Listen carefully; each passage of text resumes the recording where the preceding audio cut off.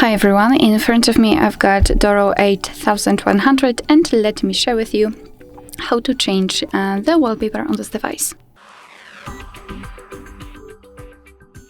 So let's start with opening the settings, and here we have to scroll and find the display. Sorry, not display, but wallpaper and style.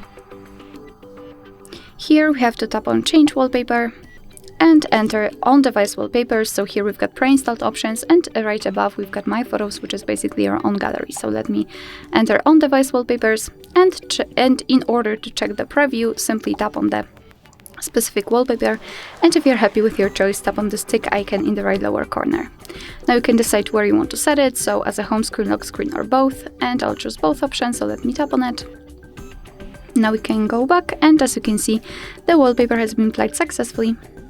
Alright, so that will be all. Thank you so much for watching. I hope that this video was helpful, and if it was, please hit the subscribe button and leave the thumbs up.